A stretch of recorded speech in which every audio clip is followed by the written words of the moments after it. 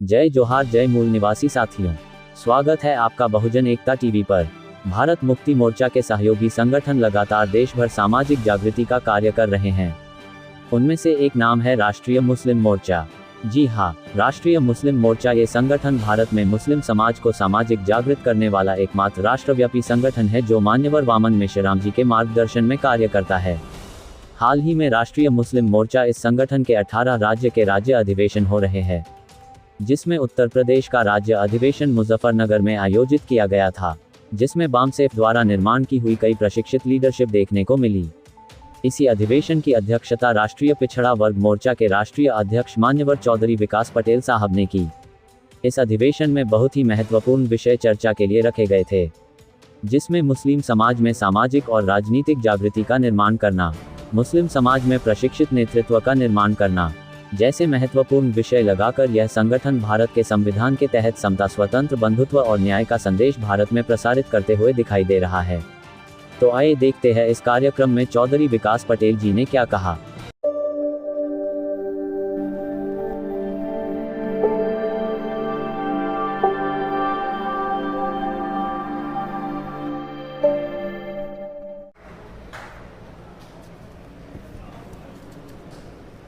धन्यवाद संचालक जी। साथियों, राष्ट्रीय मुस्लिम मोर्चा के माध्यम से वर्ल्ड सोशल डे के अवसर पर तीसरे राष्ट्रीय अधिवेशन की तैयारी के अंतर्गत चौथा राज्य अधिवेशन उत्तर प्रदेश का आज किया जा रहा है। इस अधिवेशन में उपस्थित तमाम सारे सम्मानित अतिथि एवं वक्ता साथी और सामने बैठे और खड़े साथियों, इस अधिवेशन में कई विषय चर्चा के लिए रखे गए हैं, जिस पर बहुत ही देर से चर्चा हो रही है, जिसमें एक विषय है कि एक जालिम का विकल्प दूसरा जालिम नहीं हो सकता, अर्थात सभी मजलूमों में इत्तेहाद कायम किए बगैर मुल्क और कौम की तरक्की मुमकिन नहीं है, एक गंभीर चर्चा। इसी के साथ दूसरा विषय है भारत के मुसलमानों में देशव्यापी समाजी कैडर बेस तंजीम की कमी आज सबसे बड़ी समस्या है। इसी के साथ एक और विषय है कि भारत में वर्शिप एक्ट 1991 होने के बावजूद मुसलमानों के इबादत गाहों और वक्फ बोर्डों की संपत्तियों पर नाजायज़ तरीके से कब्जा करना व नष्ट करना शासक जातियों का असंवैधानिक षड्यंत्र है, एक बहस। और इसी के साथ 3 विषय और लगे हैं। बम फोड़े ब्राह्मणवादियों ने सूली पर चढ़े बेकसूर मुसलमान महाराष्ट्र के पूर्व आईजी यसीएम मुशर्रफ साहब के द्वारा लिखी गई किताब का दावा, एक विश्लेषण। दूसरा विषय है हुक्मरान जातियों द्वारा शासन, प्रशासन और सियासत में मुसलमानों की आबादी के मुताबिक भागीदारी न देना, मुसलमानों को लंबे समय तक हक अधिकार से वंचित रखने का अछूत बनाने की साजिश है, एक पर्दाफाश। तीसरा विषय है भारत के मुसलमानों को अपने दोस्त और दुश्मन की पहचान न होना उनकी सबसे बड़ी समस्या है। तो ऐसे 6 विषय रखे गए हैं। तो ये जो 6 विषय रखे गए हैं ये अपने आप में बहुत ज़्यादा महत्वपूर्ण विषय हैं, और इन सारे विषयों पर अगर ठीक से चर्चा किया जाए अच्छा तो काफ़ी समय भी इस पर लगेगा। तो इसलिए कुछ बातें मैं इन विषयों पर करना चाहता, क्योंकि समय पहले से ही ज़्यादा हो रहा है। 3:30 बजे हम लोग इस कार्यक्रम को समाप्त करने वाले थे और अभी मुझे लग रहा है कि 4:36 या 37 ऐसा कुछ हो रहा है। तो 3:36 या 37 हो रहा है, तो बहुत ज़्यादा समय मैं नहीं लूँगा, मगर कुछ बातें कहूँगा। सबसे पहली बात तो ये है कि इस देश में जालिम कौन है और मजलूम कौन है, ये बात भारत के मुसलमानों को तय करनी पड़ेगी कि जालिम कौन है और मजलूम कौन है। अभी ये बात तय करने की दिशा में बहुत सारे मुसलमान सोच नहीं रहे। वो इस बात के चक्कर में पड़े हुए हैं कि देश में सेकुलर कौन है और कम्युनल कौन है, एक जालिम कौन है और मजलूम कौन है। तो अगर मुसलमान इस बात को लेकर के सोचते, इस बात को लेकर समझते और इस बात को लेकर अमल करते कि देश में जालिम कौन है और मजलूम कौन है, जालिम की भी पहचान किया जाए और मजलूम की भी पहचान किया जाए और मजलूमों के साथ मिलकर देश में एक ताकत, एक विकल्प खड़ा किया जाए। अगर इस बात पर भारत के मुसलमान विचार करते या अभी भी करें तो देश में मजलूमों का विकल्प खड़ा हो सकता है और एक जालिम से भी छुटकारा मिल सकता है और दूसरे जालिम से भी छुटकारा मिल सकता है। मगर पहले यह तय करना पड़ेगा कि जालिम कौन है और मजलूम कौन है। फिर जो मजलूम है उनमें इत्तेहाद पैदा करने का काम करना पड़ेगा, जैसे चाँद मोहम्मद भाई का। ये मुस्लिम मोर्चे का कार्यक्रम है, हमको बुला लिया, मैं तो गैर मुस्लिम हूं, मैं तो ओबीसी का संगठन चलाता हूं, तो ये क्यों बुला लिया? ये इसलिए बुला लिया कि इत्तेहाद कैसे कायम होगा। मैंने अभी 26 जून को ओबीसी का राष्ट्रीय पिछड़ा वर्ग मोर्चा का राज्य अधिवेशन किया, तो मैंने चाँद मोहम्मद जी को बुलाया था। तो अगर हम ये इत्तेहाद कायम करना चाहते हैं तो ये केवल भाषणों से इत्तेहाद कायम नहीं होगा, बल्कि इस पर अमल करना पड़ेगा। इसके लिए कार्यप्रणाली बनानी पड़ेगी कि इत्तेहाद मजलूमों में कैसे कायम हो, तो इसके लिए कार्यप्रणाली बनाना पड़ेगा। तो इसके लिए वामसेप पूरे देश भर में काम कर रहा है।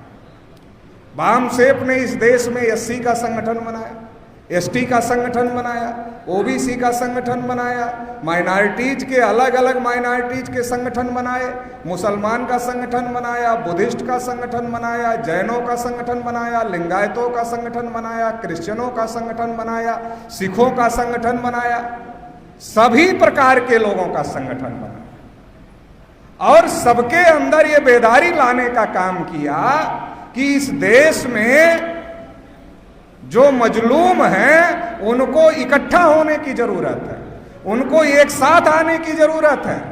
और जब मजलूम इकट्ठा आकर एक साथ आकर जालिमों से मुकाबला करेंगे तो निश्चित रूप से जालिम को परास्त कर देंगे और इंसाफ कायम कर ले जाएंगे। ये वामसेप कर रहा है और उसी के तहत ये सारी जद्दोजहद, सारी कोशिश पूरे देश भर में चल रही है। लेकिन जालिमों ने क्या किया? जालिमों को भी तो ये बात पता थी कि इस्लाम में ये आदेश है मजलूमों की मदद करो। आपको पता है, हमें पता है, तो क्या जुल्म करने वालों को, जालिमों को ये बात नहीं पता है कि इस्लाम के मानने वालों को आदेश है कि मजलूमों की मदद करो, मजलूमों के साथ खड़े हो जाओ, जालिमों को रोकने का काम करो। तो मजलूमों, जालिमों ने सोचा अगर भारत का मुसलमान मजलूमों के साथ खड़ा हो गया तो हम जालिमों का क्या होगा? भारत का मुसलमान क्या सोचा? भारत का जालिम क्या सोचा? भारत का जालिम सोचा कि अगर भारत का मुसलमान मजलूमों के साथ खड़ा हो गया तो हमारा क्या हो? कहा यह तो बहुत बड़ा संकट है, ये छोटा मोटा संकट नहीं है और ये खड़ा ही होता रहा है। जब ज्योतिबा फूले ने इस देश में जो हजारों साल से अधिकार वंचित लोग थे उनको पढ़ाने का काम किया। पढ़ाना कोई अपराध थोड़े है, अपराध नहीं है, इल्म देना कोई अपराध नहीं है। इस्लाम में तो इसका बहुत ज्यादा महत्व है कि चीन तक जाओ इल्म हासिल करने के लिए, ये भी कहा गया। उस जमाने में चीन जाना बहुत कठिन काम था, फिर भी कहा चीन तक जाओ इल्म लेने के लिए। तो जिन लोगों को हजारों साल से पढ़ने लिखने से भारत के जालिमों ने अर्थात ब्राह्मणों ने अपने ग्रंथ लिख करके रोकने का काम किया था और कहा था कि इनके कान में अगर ज्ञान का एक शब्द पड़ जाए, इल्म का शब्द पड़ जाए तो शीशा पिघला कर डाल देना चाहिए। आंख से देख ले तो सूजा डालकर आंख फोड़ देना चाहिए। उच्चारण करे बोले तो जीभ काट लेनी चाहिए। जिनके लिए ऐसे ऐसे कानून बनाए थे, ज्योतिबा फूले ने उनको पढ़ाने का काम किया। जब ज्योतिबा फूले ने उनको पढ़ाने का काम किया तो ब्राह्मण लोग, जालिम लोग ज्योतिबा फूले के घर गए और ज्योतिबा फूले के पिताजी को कहा, और ये कितने सातिर लोग हैं, ये जो जुल्म कर रहे हैं धर्म के नाम पर कर रहे हैं। ये भी बड़ी अजीब बात है, जुल्म भी कर रहे हैं वो भी धर्म के नाम पर कर रहे हैं कि अगर ऐसा हो गया, मजलूम को ज्ञान मिल गया, मजलूम को इल्म मिल गया, पाप बढ़ जाए। मतलब धर्म के नाम पर अन्याय कर रहे हैं, धर्म के नाम पर जुल्म कर रहे हैं। और जब ज्योतिबा फूले ने इल्म देने का काम, पढ़ाने का काम शुरू किया तो ब्राह्मण लोग उनके पिताजी के पास गए और पिताजी को कहा कि ये जो तुम्हारा बेटा है ये धर्म के खिलाफ काम कर रहा है, और जब ये धर्म के खिलाफ काम कर रहा है तो क्या होगा, तुम्हारा धर्म नष्ट हो गया, पाप लगेगा। पिताजी डर गए। पिताजी डर गए तो पिताजी ने ज्योतिबा फूले को कहा, या तो तुम ये जो काम कर रहे हो ये करो, या तो हमारा घर छोड़ दो। अगर ये काम बंद नहीं करोगे तो घर से निकाल दें। तो पिताजी ने घर से निकाल दिया। फूले जी घर से निकल गए क्योंकि उन्हें मजलूमों को पढ़ाना था, मजलूमों को शिक्षा देना था, शूद्रों अतिशूद्रों को। वो घर छोड़कर माता सावित्री बाई फूले के साथ निकल गए। गांव के सारे लोग देख रहे थे, कोई मदद करने के लिए सोच भी नहीं रहा था। तो जब वो घर से बाहर निकले तो उस्मान शेख साहब भी देख रहे थे। तो उस्मान शेख साहब ने फूले साहब को पूछा, कहाँ जाओगे, कहाँ जा रहे हो? तो फूले साहब ने कहा, पता नहीं कहाँ जाएंगे, अभी तो घर से निकाल दिया है, अभी पता नहीं कहाँ जाएंगे।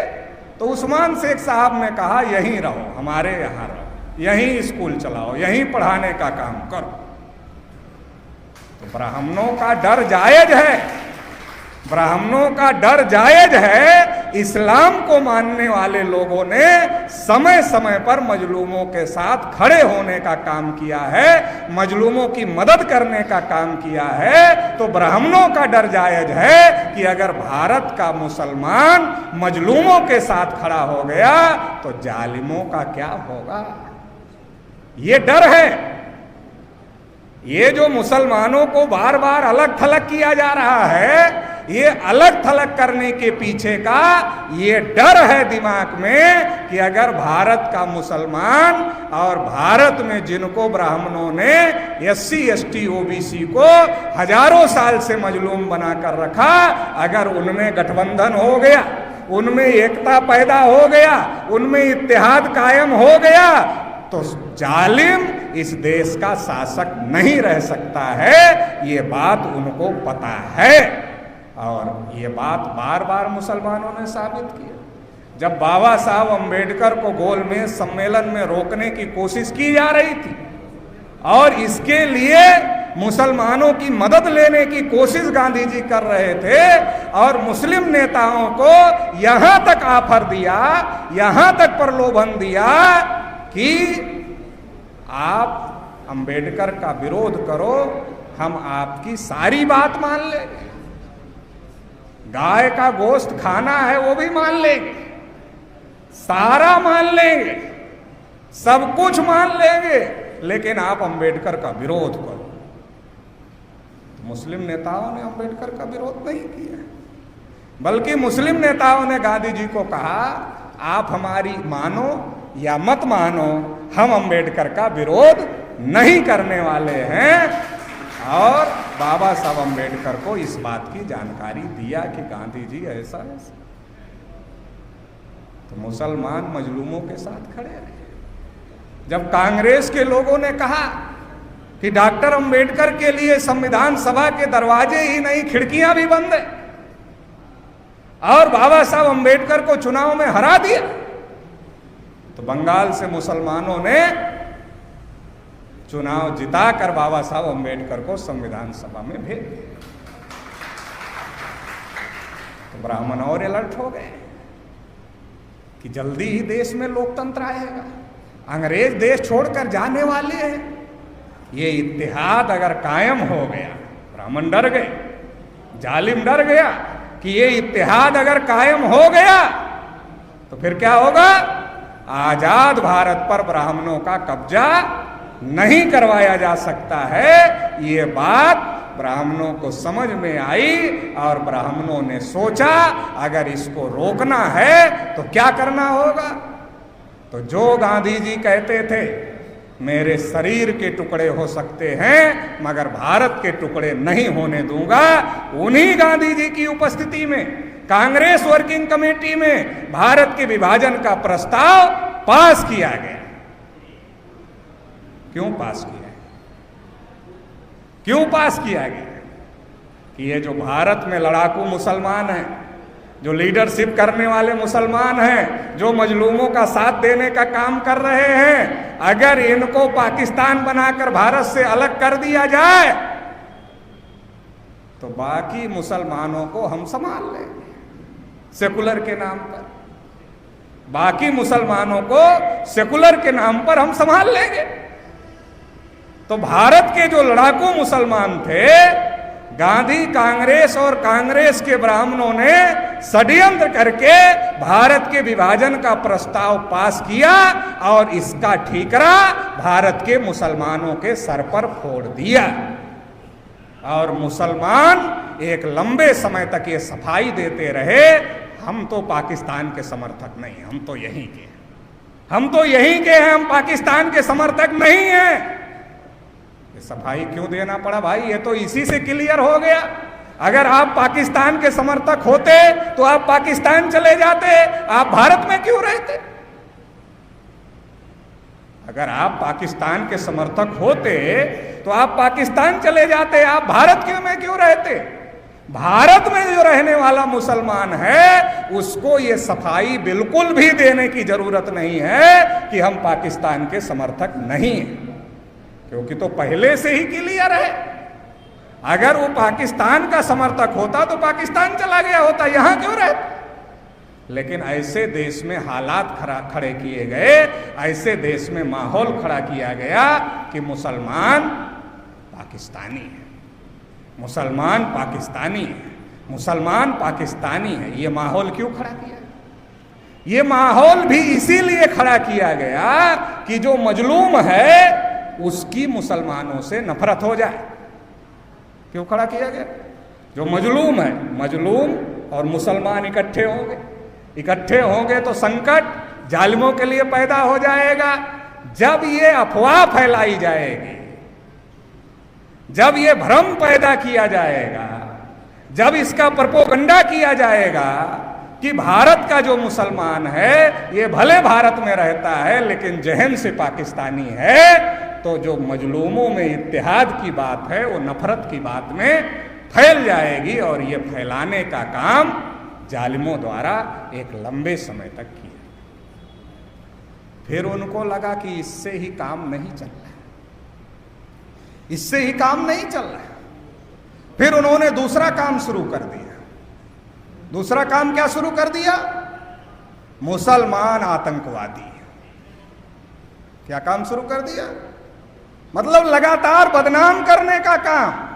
पहले कहा पाकिस्तानी है, फिर कहा आतंकवादी है। अब मुसलमान आतंकवादी है तो बम तो फूटना चाहिए, तभी तो आतंकवादी माना जाएगा। बम फूटना चाहिए, फिर उसमें 2-4 मुसलमान नौजवान पकड़कर जाने चाहिए। अब मुसलमान तो बम फोड़ नहीं रहा है, तो ये साबित कैसे किया जाए कि मुसलमान आतंकवादी है? ये बहुत बड़ी समस्या पैदा हो। अगर मुसलमान बम फोड़ता तो फिर ये बात साबित करने में कोई दिक्कत नहीं थी कि मुसलमान आतंकवादी, लेकिन मुसलमान तो बम फोड़ नहीं रहा था। अब मुसलमान जब बम नहीं फोड़ रहा था और बम फूटता, फिर उसमें मुसलमान पकड़े जाते, फिर टीवी वाले दिखाते इंडियन मुजाहिदीन का हाथ है। ऐसे ही तो होता था, पहले बम फूटता था, फिर बम फूटा नहीं, टीवी पर खबर आ जाती थी इंडियन मुजाहिदीन का हाथ है। अरे हमने कहा साला आईबी वाले से ज्यादा अलर्ट तो टीवी वाले हैं। आईबी को पहले बताना चाहिए कि इंडियन मुजाहिदीन का हाथ है, मगर टीवी वाले पहले बता देते हैं इंडियन मुजाहिदीन का हाथ है। तो टीवी पर खबर चलना शुरू होती थी अब इंडियन मुजाहिदीन का एक भी ऑफिस अभी तक भारत की किसी एजेंसी ढूंढकर नहीं निकाल पाई, बस केवल टीवी पर नाम चलता है इंडियन मुजाहिदीन का। तो इंडियन मुजाहिदीन नाम ऐसा रखा, इंडियन मुजाहिदीन मतलब भारतीय मुसलमानों से वो तार जुड़ना चाहिए। पाकिस्तानी मुजाहिदीन भी कह सकते थे, मगर इंडियन मुजाहिदीन कहा कि भारत के मुसलमानों को बदनाम करना है, तो इंडियन मुजाहिदीन का है। तो अब बम फूटने चाहिए, मगर बम तो फूटेंगे तभी जब फोड़े जाएंगे। अब मुसलमान फोड़ नहीं रहे हैं, बड़ी दिक्कत है। तो जालिमों ने सोचा, ब्राह्मणों ने सोचा, जब मुसलमान बम नहीं फोड़ रहे हैं, क्यों ना हम ही फोड़े। आईबी में हमारे लोग हैं, आईबी पुलिस को रिपोर्ट करेगी और पुलिस आईबी की रिपोर्ट पर नौजवान मुसलमानों को अरेस्ट करेगी और उनको बुर्का पहनाकर काला वाला कोर्ट के सामने पेश किया जाएगा और दिन रात उसकी खबरें टीवी पर लाइव प्रसारित की जाएंगी और पूरे देश भर में जो मजलूम है उसके जहन में ये बात चली जाएगी कि हाँ, मुसलमान ही आतंकवादी है। जो बहुत मुसलमानों के समर्थक में होगा उसके भी दिमाग में ये बात घुसा दी जाएगी कि नहीं, कुछ ना कुछ तो है। ये बहुत बड़ी साजिश थी और ये साजिश करने का काम ब्राह्मणों ने अपने हाथ में लिया कि अब हम ही बम फोड़ेंगे। कर्नल प्रसाद पुरोहित मिलिट्री के कर्नल थे, मिलिट्री के कर्नल थे। मिलिट्री का कर्नल आदमी इस काम में लग गया, छोटा मोटा आदमी नहीं, जिसके ऊपर देश को बचाने की जिम्मेदारी है। वो आदमी इस काम में लग गया कि बम फोड़ा जाएगा, हम बम फोड़वाएंगे, और उसकी बकायदा ट्रेनिंग देने लगे। कर्नल जिसको देश को बचाने की जिम्मेदारी है, वो देश के अंदर बम फोड़ने की जिम्मेदारी ले लिया। अब आप समझ जाइए कि जालिम कितने डरे हुए हैं मजलूमों के इतिहास से, कितने डरे हुए हैं मजलूमों के इतिहास से। और कर्नल प्रसाद पुरोहित ने क्या किया, अभिनव भारत नाम का जो आरएसएस का एक संगठन बनाया, अभिनव भारत नाम, और उसको चलाने का काम कर्नल प्रसाद पुरोहित ने किया। और जनवरी 2008 में जो फरीदाबाद में इनकी मीटिंग हुई, इसमें कर्नल प्रसाद पुरोहित ने स्पीच दिया और क्या कहा, यह संविधान हमारा नहीं। क्या कहा, यह संविधान हमारा नहीं। फिर क्या कहा, यह देश हमारा नहीं। चांद भाई कह रहे थे ना, विदेशी, तो कर्नल पुरोहित कह रहे, यह संविधान हमारा नहीं है, यह देश हमारा नहीं है, इस संविधान को खत्म करने का काम करना होगा और जो व्यक्ति इसमें रोड़ा बनेगा उसको भी खत्म करने का काम करना होगा। ये कर्नल प्रसाद पुरोहित कह रहे हैं। तो कर्नल प्रसाद पुरोहित ने मिलिट्री में जो उनको आरडीएक्स मिलता था, उस आरडीएक्स को चोरी किया और चोरी करके ला करके बम बनाने की ट्रेनिंग नौजवानों को देने का काम किया।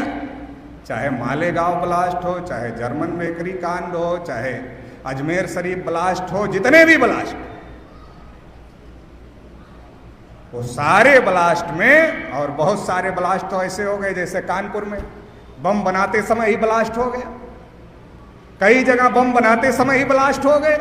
जब कई जगह बम बनाते समय ही ब्लास्ट हो गए तो लोगों को पता चल गया। फिर जब ब्लास्ट हुआ तो मरे लोग, मरे तो पता कर, ये तो बजरंग दल का है, मरे तो पता चला बजरंग दल का है। अरे बजरंग दल वाला बम बना रहा था, तो बम बजरंग दल वाला क्यों बना रहा था? पकड़ पकड़ के तो जेलों में मुसलमान ठूसे जा रहे थे, बम बजरंग दल वाला बना रहा था और ठूसे मुसलमान जा रहे थे। तो ये एक बहुत बड़ी साजिश थी, और ये जो एक बहुत बड़ी साजिश थी, इस बहुत बड़ी साजिश का पर्दाफाश हेमंत करकरे जो एटीएस के प्रमुख थे उन्होंने करने का काम किया। नहीं तो आईबी तो मिली हुई थी, आईबी तो मिली हुई थी। महाराष्ट्र एटीएस के जो प्रमुख थे हेमंत करकरे, उन्होंने इसका पर्दाफाश करने का काम किया, क्योंकि उन्होंने जब इसका इन्वेस्टिगेशन करना शुरू किया तो क्या पता चला, अरे ये तो सारे अभिनव भारत बजरंग दल इस संगठन के लोग बम बना रहे हैं, बम फोड़ रहे हैं। और ये पकड़ में भी कैसे आया कि उनकी टीम में जो दयानंद पांडे नाम का एक आदमी था, उस आदमी को एक बीमारी थी। वो क्या बीमारी थी? हर मीटिंग को रिकॉर्ड करता था, या तो वीडियो रिकॉर्ड करता था या तो ऑडियो रिकॉर्ड करता था, हर मीटिंग को रिकॉर्ड करता था। तो उसका लैपटॉप बरामद हो गया, दयानंद पांडे का लैपटॉप बरामद हो गया, कर्नल पुरोहित का लैपटॉप बरामद हो गया, और उसमें ढेर सारे वीडियो और ऑडियो क्लिप ये हेमंत करकरे को बरामद हो गए। और इसके आधार पर उन्होंने छानबीन करना शुरू किया। मालेगांव का जो ब्लास्ट हुआ उसमें जो मोटरसाइकिल मिली, उस मोटरसाइकिल के मालिक का जब नाम निकाला गया तो पता चला साध्वी प्रज्ञा सिंह ठाकुर की मोटरसाइकिल है। और जब प्रज्ञा सिंह ठाकुर को पकड़ा गया तो डर के मारे प्रज्ञा सिंह ठाकुर ने बहुत सारे लोगों के नाम ले लिए और उन लोगों को गिरफ्तार किया। अब इतने ईमानदार आदमी को जिंदा छोड़ देंगे? तो उसके ऊपर दबाव बनाया गया, करकरे के ऊपर, और करकरे दबाव में नहीं आए तो बॉम्बे में जो हमला हुआ था उस हमले की जानकारी आईबी को पहले से थी। कौन कौन से लोग हमला करने वाले हैं उनका टेलीफोन नंबर आईबी के पास में था, मगर आईबी ने उनको नहीं रोका। क्यों नहीं रोका? क्योंकि उस हमले के आड़ में क्या करना था? करकरे को निपटाना था। उस हमले की आड़ में करकरे को निपटाना था। मुस्लिम साहब की एक किताब ये भी है, हु किल्ड करकरे। मुशर्रफ साहब ने ये किताबें लिख करके लोगों को सबूत दिए हैं, बोलने के लिए सबूत दिए हैं, समझने के लिए सबूत दिए हैं। और बाद में जब बीजेपी की गवर्नमेंट आई तो कर्नल पुरोहित को भी छोड़ा, जमानत दिया, और प्रज्ञा ठाकुर को भी दिया। इससे भी ये बात साबित होती है यही लोग हैं जिनके खिलाफ इतने संगीन आरोप हैं, वो छूट गए। तो मैं ये बात समझाना चाह रहा हूं कि देश में मजलूमों में इत्तेहाद कायम ना हो, इसके लिए जालिम बराबर खबरदारी ले रहा है। ये राम मंदिर, बाबरी मस्जिद से लेकर जितने मुद्दे हैं क्या है, चाहे काशी का मुद्दा हो, चाहे मथुरा का मुद्दा हो, ये सारे मुद्दे क्या है? ये सारे मुद्दे उठा करके मजलूमों को आपस में लड़ाने की कोशिश हो रही। एससी एसटी ओबीसी के लोगों को तो ब्राह्मणों ने हजारों साल से मजलूम बनाया, मगर सच्चर कमीशन ने बताया कि मुसलमान भी आजादी के बाद मजलूम हो गए। अब मजलूम को तो भाई भाई होना चाहिए, मजलूम को तो इकट्ठा आकर लड़ना चाहिए, लेकिन मजलूम और मजलूम में लड़ाई हो रही। कैसे हो रही?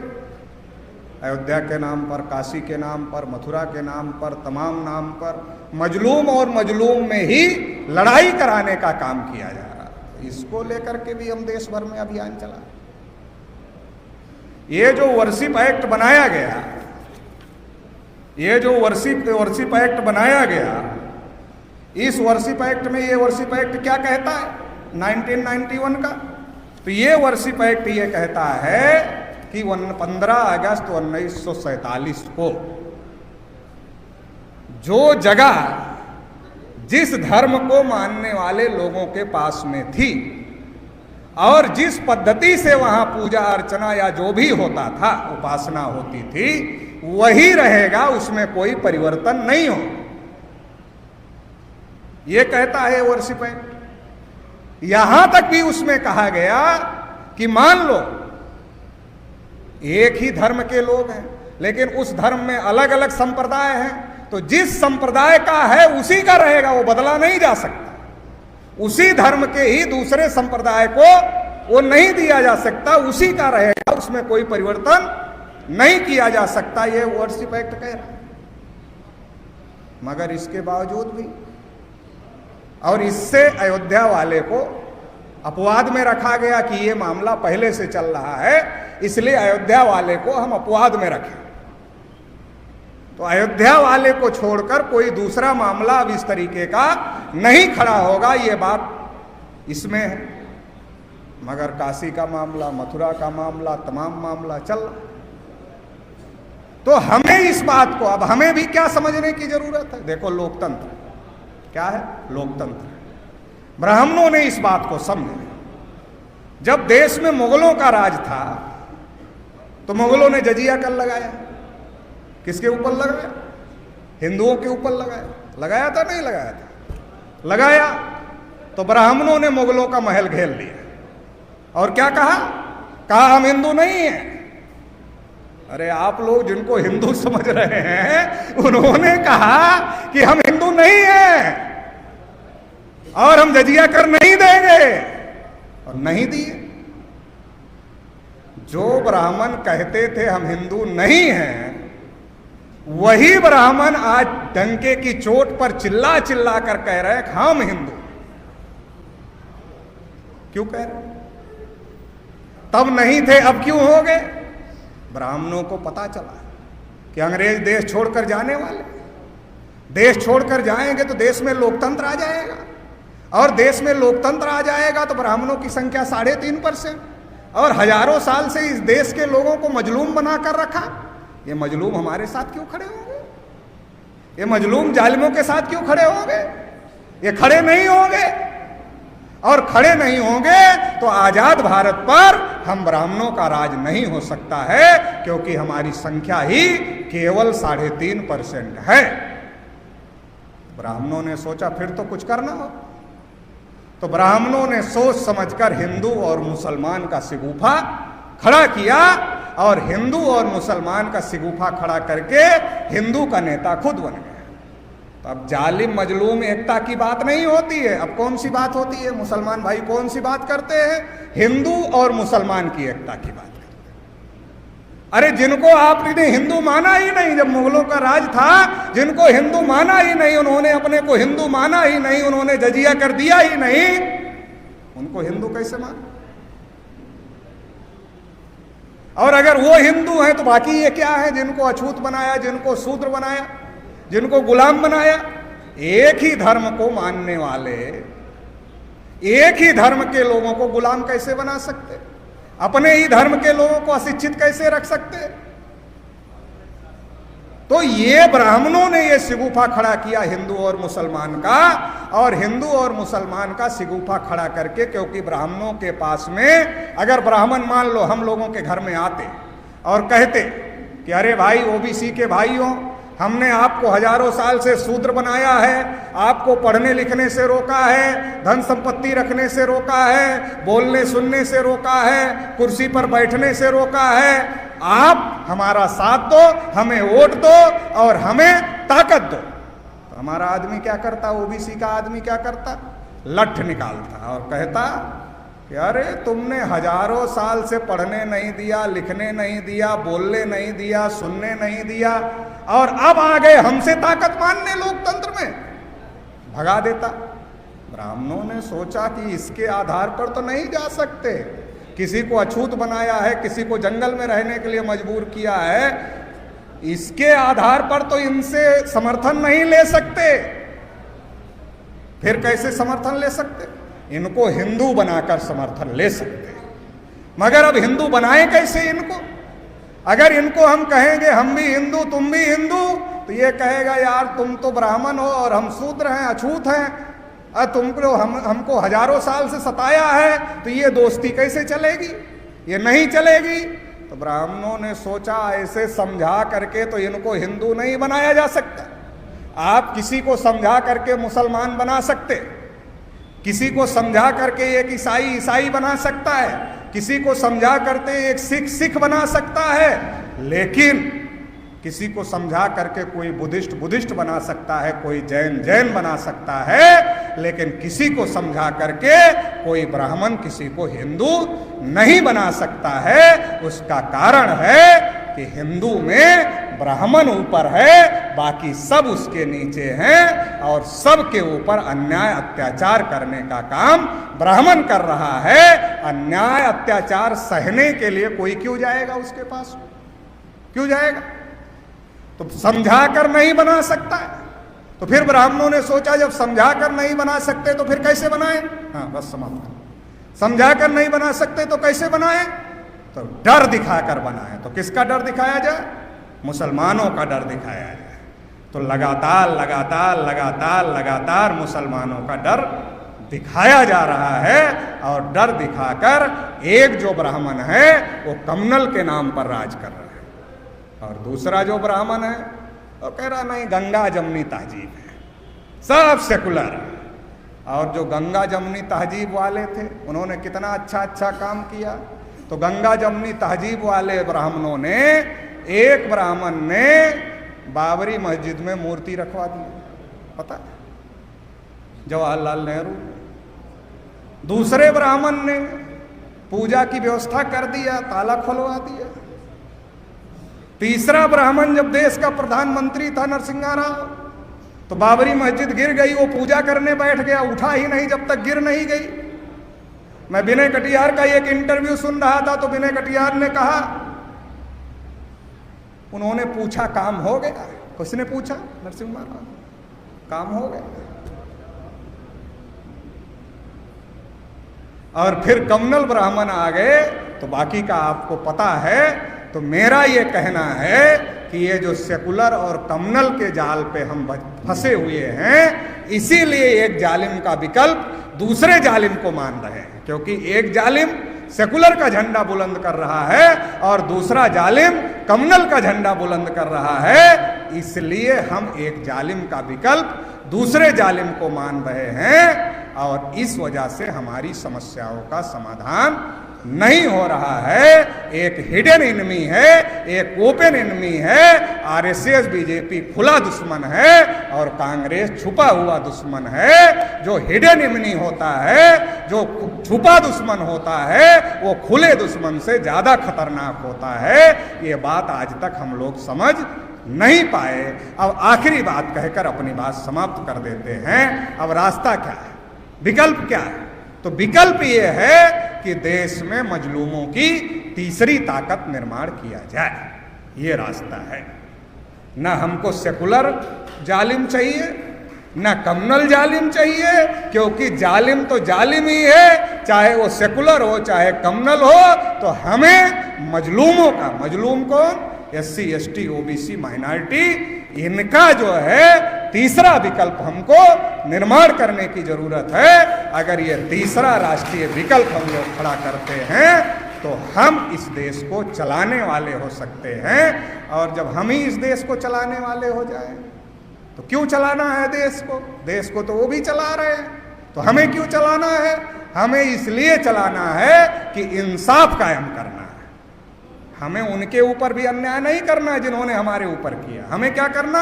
इंसाफ कायम करना। और इंसाफ क्या है? जिसकी जितनी संख्या भारी उसकी उतनी हिस्सेदारी। अगर ये मुल्क में लागू हो जाए तो मुसलमान जितने हैं उनको हक मिल जाएगा, OBC जितना है, SC जितना है, ST जितना है, माइनॉरिटी जितना, सबको सबका हक मिल जाएगा और इंसाफ कायम हो जाएगा तो मुल्क तरक्की करेगा, आपस में लड़ाई झगड़ा बंद हो जाएगा।